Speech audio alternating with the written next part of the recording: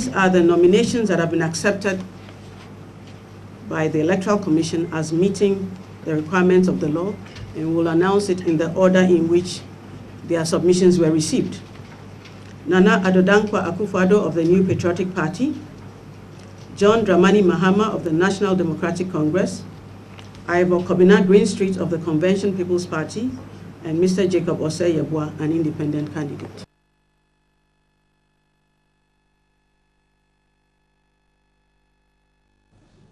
All right, so you just saw the recap of what happened yesterday when the Electoral Commissioner addressed the media with regards to the disqualification of about 12 presidential aspirants from contesting in the 2016 presidential elections. So let me start with you, Doc.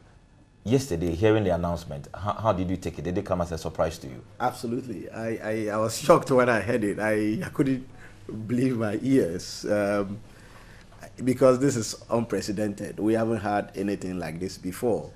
And so when it was read, I thought it was a joke, honestly. I thought it was a joke because this is a budding democracy, a democracy that has just started. We are trying to groom as many people as possible to be interested in governance and to be able to rise up and to fight and to contest and put themselves up and not just also vote in elections. So you would expect that a lot of people will show interest. And so when you get a blow as heavy as what was delivered by Madam Chair of EC, you would know that this is really something.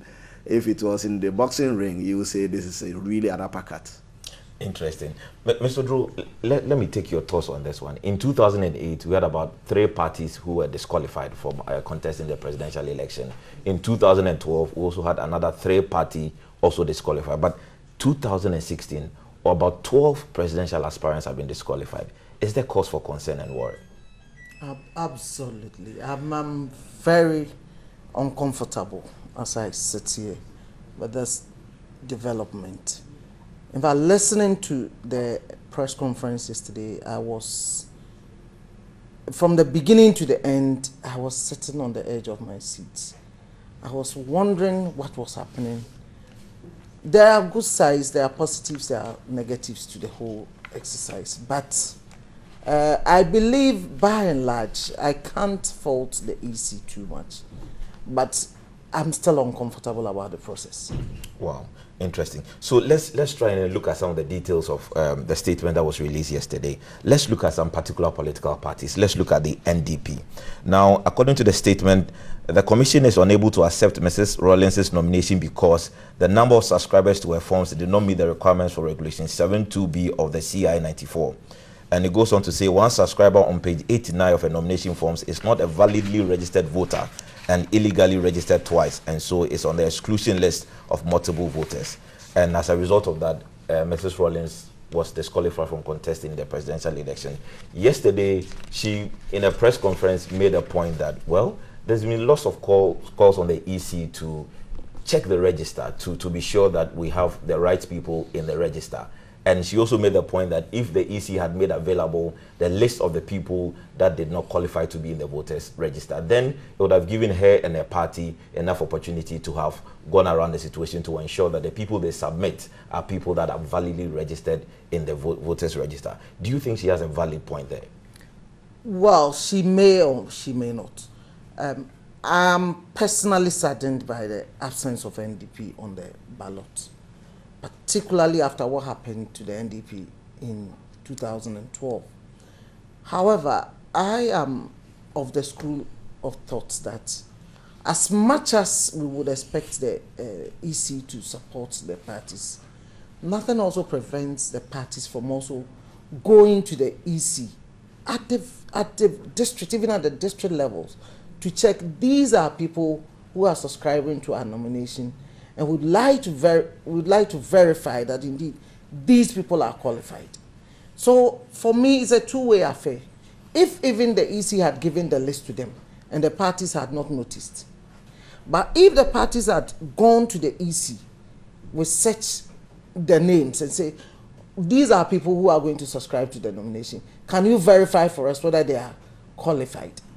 I think that could also have saved us some of these things. But personally, I think the NDP's candidate, but Nana Konadu Rawlings, with all her experience in national politics over close to 40 years or so, could have brought a lot to the campaign tickets and the campaigning arena. And I'm sad that she's not going to be there. But I don't think the parties can blame anybody for such an error. Well, the party has decided to go to court. Do you think is the way to go? Looking at the fact that we have a limited number of days left to the election, what's your perspective on that decision to go to court? Going to court, it reminds me of the Supreme Court, the presidential petition. Yes, they can go to court. Nobody can deprive anybody of the right to go to court. But sincerely, I personally have my doubts whether at this late hour in the day, the courts would consider such an application. Moreover, I'm not discounting the possibility of their winning or not if they genuinely can prove that they did the right thing. At least in the last local level elections, we saw the Supreme Court throwing the whole thing out of gear. But I'll be surprised that for elections of this nature, and knowing the constitutional implication of even changing the dates, the EC has said they have up to the middle of next week to complete the processes to start printing of ballots and preparation and all those activities. So it's sad. It's sad. And I can imagine with all the resources, most of them might have mobilized in the activities they've done. But I personally have my doubts whether going to court can change any of the processes currently in motion. Okay. Dr. Bahole, let's come to you. Look at names like Dr. Hassan Ayariga, Dr. Edward Mahama, Dr. Pakwesi Indum. Did it come to you as a surprise, bearing in mind that in 2012, they went through the process and they were all duly qualified to contest in the presidential elections? How do you take that news? Let me pass a very general comment first, and then I'll come to looking at the individuals. If you look at the whether or not the EC could have helped the process, I think yes, EC could have helped the process. As an administrative agency, I'm not a lawyer, but I know that for those of us in public administration, the argument is that administrative agencies must act fairly, and that it is the responsibility of administrative agencies to provide their clients as much information as possible to enable them make decisions. And so the argument by NDP makes sense that we are partners in this enterprise. What stops you from giving us information? What stops you from ensuring that we have access to information that allows us to make decisions that inure to our benefit as a political group? And so that's a legitimate call. When you are going to use something that you haven't done in the past, for example, we know that there are a lot of people who have registered in the past, have done double registration. The EC knows no individual has been prosecuted before in this country. What is the signal it sends is that the EC is okay with people to register, to be double registered. And the signal it erroneously sends to the political parties is that, oh, this is not an issue for us to be bothered about. But unfortunately, EC all of a sudden begins to use things that it had itself over the years ignored. Now, does that give room for political parties to take things for granted? No, it doesn't. And that is what takes us to the issue about whether or not the political parties actually also did due diligence. And I agree with my brother that the parties themselves should have done a lot of work. And we were having a discussion before we came on the show, whether or not, if even the political parties had decided to use their district officers, district constituency chairman and constituency secretary as people to endorse for it, whether we would have had cases where people who are not registered would endorse for people, or people who would endorse for more than one political party. So you will see that a few things haven't been done well by the EC, a few things haven't been done well by the political parties.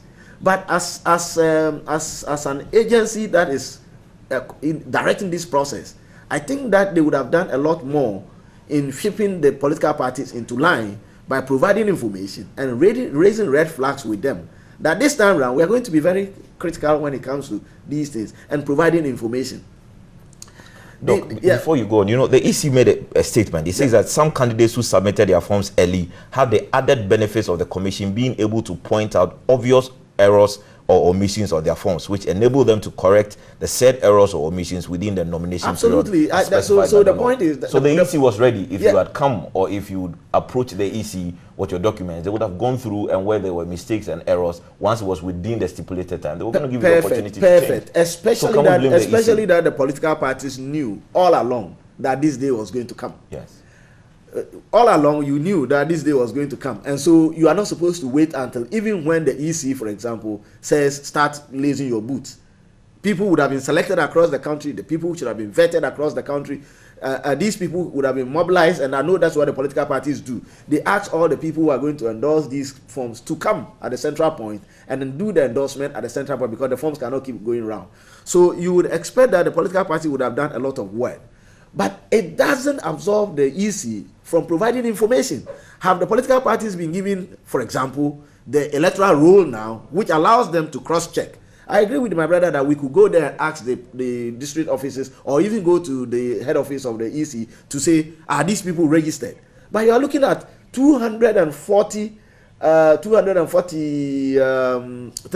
something people endorsing forms that have so many leaflets filled in quadruplet. In other words, 4 versions of the same form. So this process is likely to take a long time when it starts. So each person has to sign for each point that they have to sign 4 times. Yeah. And you are talking about over 300 people. So that is a lot of administrative work to do. Right. And the EC could have helped this process by ensuring that the candidate had information, the people were told, and that the EC itself would have helped people who would have registered in the past. So, for example, the man who registered for, who was registered in 2 constituencies in one of these cases, yes, should have been in court already, or should have been jailed already, because that's an electoral offense.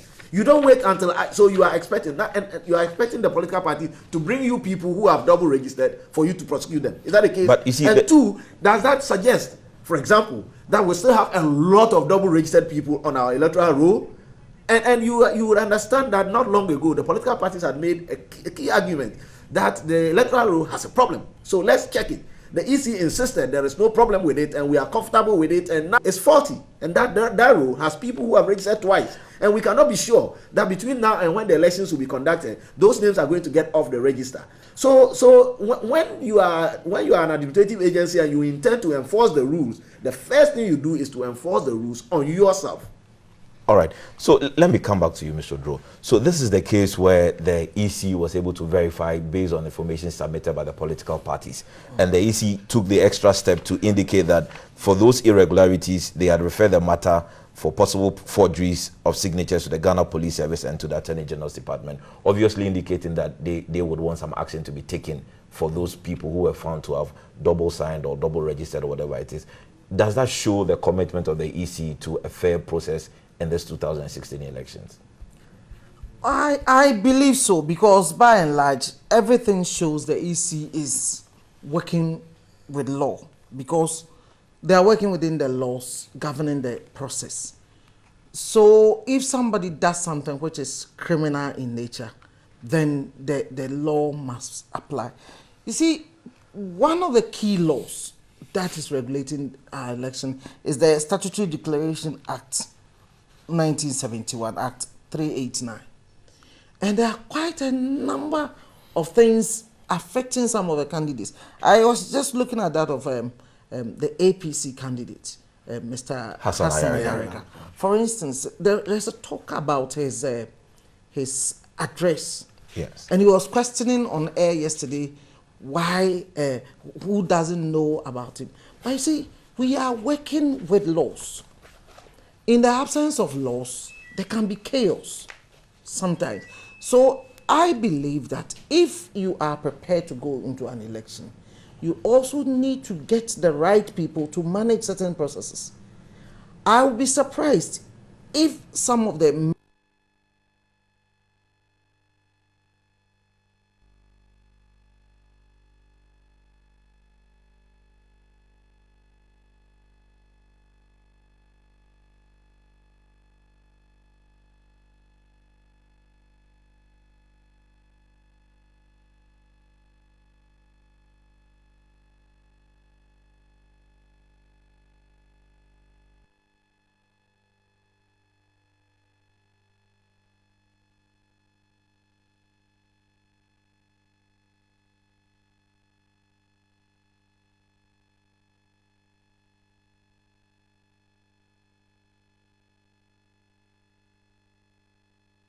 if whatever no, I mean there is another party waiting. Yes, Waiting. They are waiting in the wings. So that tells us that anything can happen. But for me, beyond this, I am very worried. What would have happened if this had affected the NDC or the MPP? That is where I think we also need to apprise our minds to. If any of these bigger parties, so-called, let me be careful here in order not to offend anybody.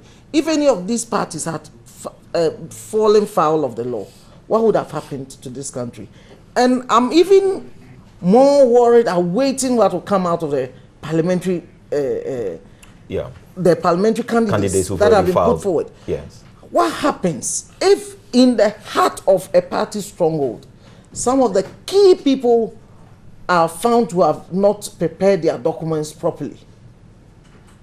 That is where I am not too keen about faulting the EC or praising the EC, because we are on a knife edge as we sit here. Maybe for the presidential, because none of the bigger parties have fallen foul of the law, we seem to be safe. Then there's another view. What happens if somebody begins to plant people in other parties to create possible mischiefs? That's right. What will happen? And I think these are issues going forward as a country we must apply our minds to and seek ways of resolving them. Otherwise, one day we could have a sitting president and just one individual may compromise the system. The president may even be popular, or a candidate may be popular, and somebody will plant someone just to derail the process. This process, right? So we need to be careful about this. Thank you very much. Doc, let me take the final words from you. Yes, there's been lots of talk about the EC's credibility and legitimacy.